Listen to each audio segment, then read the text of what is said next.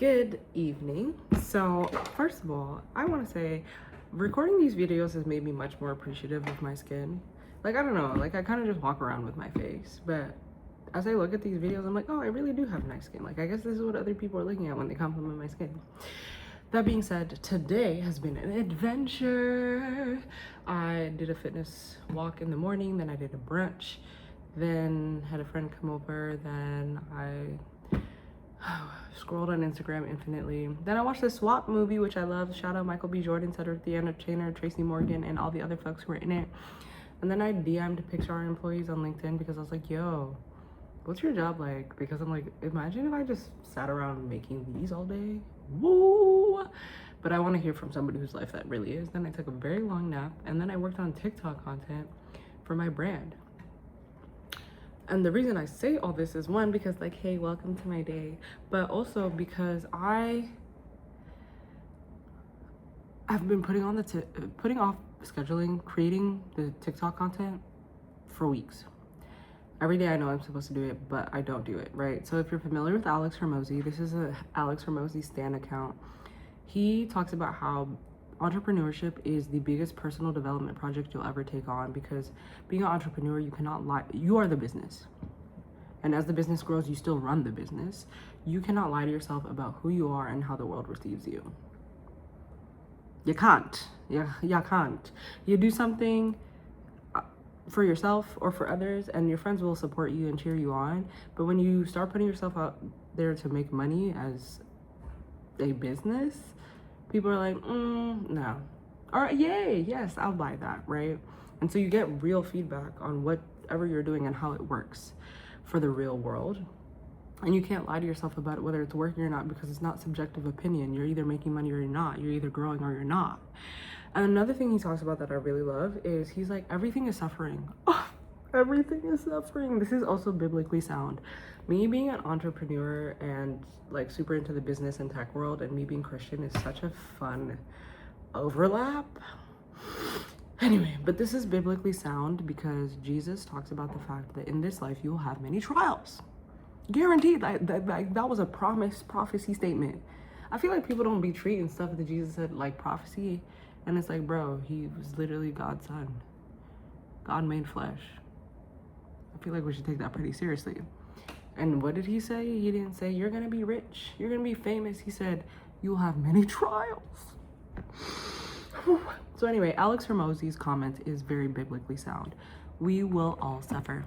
Suffering is the cost of existing in this world until we get a new heaven and a new earth. And the reason I bring that up is because the Swapped movie, not to ruin it for you, is about Earth and how we treat each other.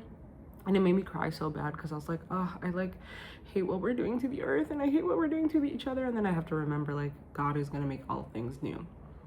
Anyway, that was the tangent. Back to the main course. So Alex Hormozy talks about how everything is suffering. Everything is suffering. Like, let me rephrase. Life is suffering. Not everything in life is suffering. I'm actually quite enjoying making this video. But life is suffering, guaranteed, no matter what life you live. And something I love that he said, like, I've seen all these memes about people who are like searching for a job, working at a job, not having a job, interviewing for a job, right? So it's like this meme that's going around about how, like, no matter what, whether you have a job or not a job, or you're looking for a job or you're coming out of a job, like, no matter what's happening, you're always like, I hate it, right? Shout out to the people who are rich and retired and got inheritance money. Please, if that's you, I'm being so serious, like, hire me. Hire me or send me money. And they're actually one and the same because I'm working on a business. So anything money you send me is really just like developing my brand. It's not just for me to fuck around and buy Louis Vuitton, even though I really want Louis Vuitton. Please don't buy me Louis Vuitton. Like, I need business grants. I need angel investors. I need sponsors. Sponsorship goes here. That's like a running joke. It's not a joke. I'm being so serious on this channel. I'm writing a comment. So Alex Hormozy's version of that is, whether you're starting a business, it's gonna suck. If you're growing a business, it's gonna suck. If your business is not growing, it's gonna suck. If your business is declining, it's gonna suck. If your business is opening, it's gonna suck. If your business is closing, it's gonna suck. So people think like, oh, like I'm messing up people, including myself. Oh, I'm messing up entrepreneurship. It's just like I have to get the things going, and once I get it going, everything will be fine and I'll enjoy this. Girl, life is suffering, and every version of everything has its own suffering. I made a previous video about Mark Manson's version of this, which is choose your favorite flavor of shit sandwich. There's gonna be shit involved in everything, so choose the one that you enjoy eating. Alex Hormozy's version is life is suffering, that is the fixed cost of being alive. So choose a life worth suffering for. And that helped me because if I think about it from the perspective of like, oh, I'm not doing something wrong if I feel like things suck. I literally am just living life, and so I should suffer for the things I care about. I should probably pick the things I care about and just focus on that and put my energy into that instead of thinking, oh, this is a lot of hard work, I should do something else so that I don't suffer. I will suffer. I will suffer. Jesus said so. Alex Hormozy said so. Mark Manson said so. And now I'm saying so. And so all of this is to say, I'm leading you to the point. Why did I bring you into my day and tell you all the things I did today? I told you I scheduled content for TikTok. I've been putting that off for 2 weeks. Also, shout out to my ability to remember what the heck I was talking about. And I've been putting that off for 2 weeks. And now that I'm reorienting around the fact that everything sucks, everything sucks. Everything will be suffering. I should just choose what I care about enough to suffer for it. I'm like, okay, this matters to me. I do want to build out my content. I'll sit here and make captions for a bunch of videos. And that's what I did today, finally.